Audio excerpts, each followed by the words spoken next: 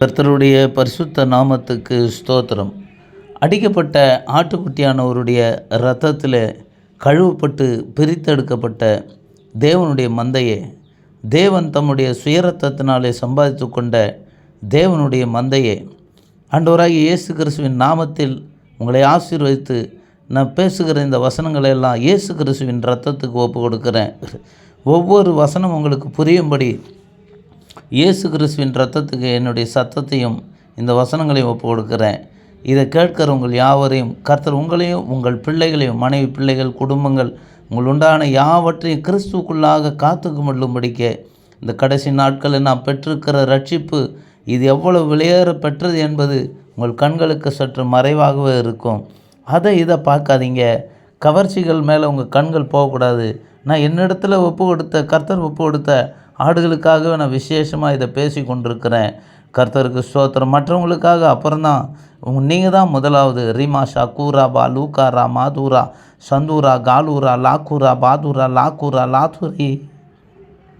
இன்றைக்கி கிறிஸ்தவத்தின் 2 மகாபெரிய பிரிவுகள், மகாபெரிய பிளவுகள் என்ற தலைப்பில் 2ஆம் பாகத்தை நம்ம பார்க்குறோம். அதுக்கு பரிசுத்த வேதாகமத்திலும் திருவெழுவத்திலும் நாம் எடுத்துக்கொள்கிற வசனங்கள் லூக்கா 12வது அதிகாரம் 51வது வசனத்திலிருந்து நாம் 1, 2, 3 வசனங்களை நாம் வாசிக்க போகிறோம். 51லிருந்து 53. ரீகாரா மாக்கூரா. கர்த்தர் தாமே இந்த வசனங்களை ஆசீர்வதிப்பாராக. ஆமேன். நான் பூமியிலே சமாதானத்தை உண்டாக்க வந்தேன் என்று நினைக்கிறீர்களோ? சமாதானத்தை அல்ல, பிரிவினையே உண்டாக்க வந்தேன் என்று உங்களுக்கு சொல்லுகிறேன். எப்படியெனில் இது முதல் ஒரே வீட்டிலே 5 பேர் பிரிந்திருப்பார்கள். 2 பேருக்கு விரோதமாய் 3 பேரும், 3 பேருக்கு விரோதமாய் 2 பேரும் பிரிந்திருப்பார்கள். தகப்பன் மகனுக்கும், மகன் தகப்பனுக்கும், தாய் மகளுக்கும், மகள் தாய்க்கும், மாமி மருமகளுக்கும், மருமகள் மாமிக்கும் விரோதமாய் பிரிந்திருப்பார்கள் என்றார். கர்த்தருக்கு ஸ்தோத்திரம். கர்த்தரே ஏற்படுத்தின பிரிவுகளை நாம் இங்கே பார்த்து கொண்டிருக்கிறோம். யாரும் மனிதன் பிரிக்கிறதில்ல, பாஸ்டரோ ஊழியரோ யாரும் ஒரு மனுஷன் பிரிக்கிறதில்ல. தேவன்தான் உங்களை பிரித்திருக்கிறார். நம்முடைய வீடுகளிலிருந்து நம்மை பிரித்தவர் தேவன்தான் என்பதை நீங்கள் புரிய வைக்கிற வசனங்கள் இது. அடுத்து இங்கே பாருங்கள், திருவிழியத்தில் நம்ம இப்போ வாசிக்க போகிறோம் அதே வசனத்தை. லூக்கா 12:51. மண்ணுலகில் அமைதியை ஏற்படுத்த வந்தேன் என்றால் நினைக்கிறீர்கள்? இல்லை, பிளவு உண்டாக்கவே வந்தேன் என உங்களுக்கு சொல்லுகிறேன். இது முதல் ஒரு வீட்டில் உள்ள 5 இருவருக்கு எதிராக 3, மூவருக்கு எதிராக 2 பிரிந்திருப்பர்.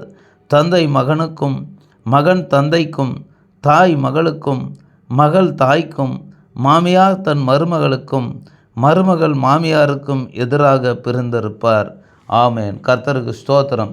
இங்கே பாருங்கள், இந்த ஆண்டவர் வைக்கிற பிரிவு யாருக்குள்ளே பிரிவு ஏற்படுத்தியிருக்கிறார் என்பதை நீங்கள் பார்த்தீங்கன்னா அதிர்ச்சியாகவும், கர்த்தருக்கு ஸ்தோத்திரம், சில சத்தியமாகவும் இருக்கும். அதிர்ச்சியாக இருந்தாலும் சரி, சத்தியமாக இருக்கும். ஒரே வீட்டிலேயே தேவன் பிரிக்கிறார் பாருங்கள்.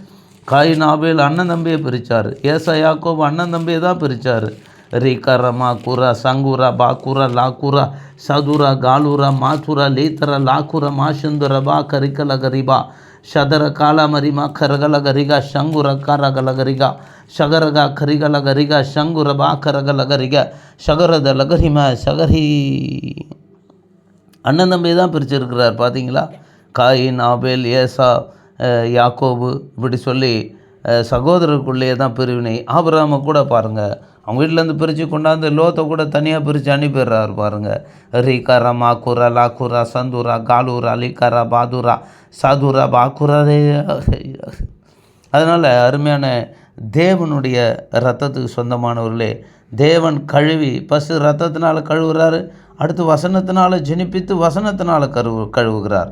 ரீகரா பாத்துரல்லா துரிமே கரைக்கலி கரிபா ஷகரபா கரகல கரிக சங்கரபா கரகல கதிரிபா சகதரபா லகதரை.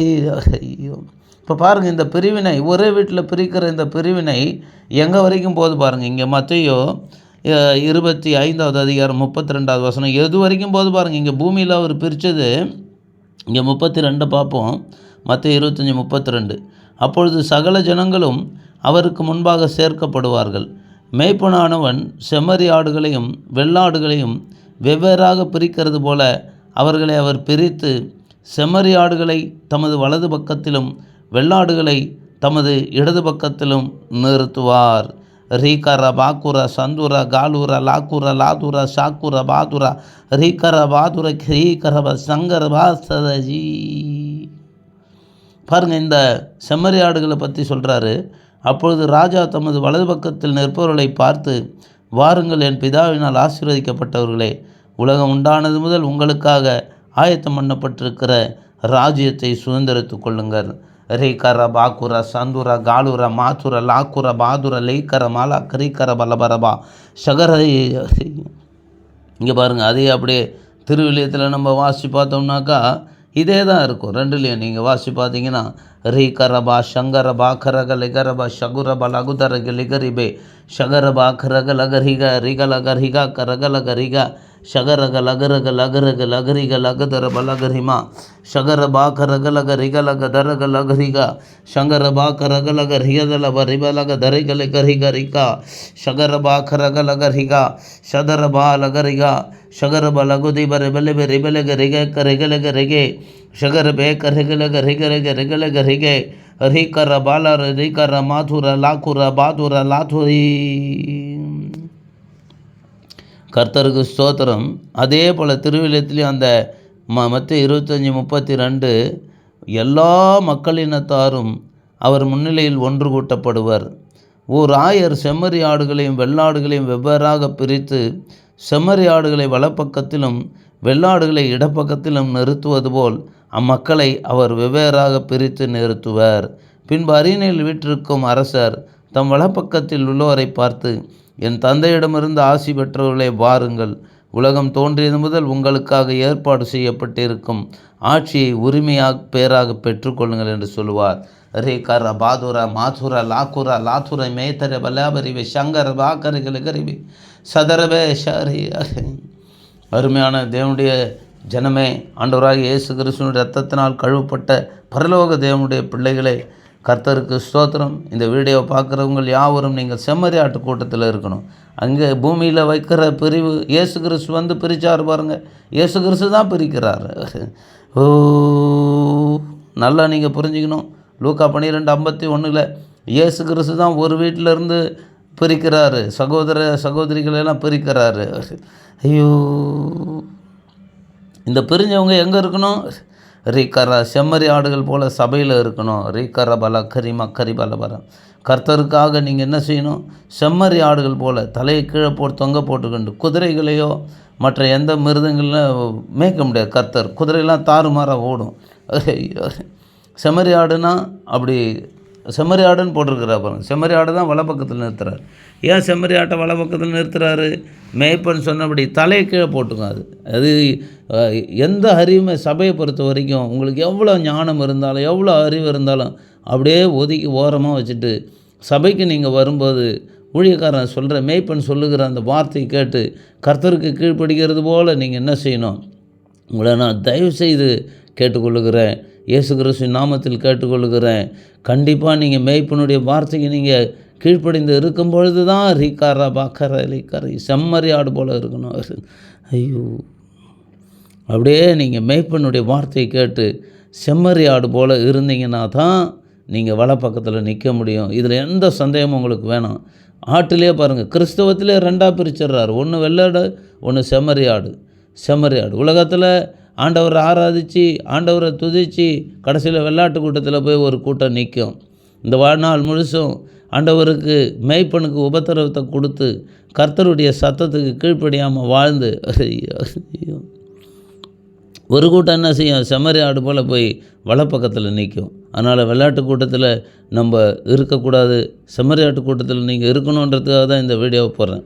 இது என்னிடத்தில் தேவன் ஒப்பு கொடுத்த ஆடுகளுக்காக விசேஷமாக நான் போட்டுக்கொண்டிருக்கிறேன்.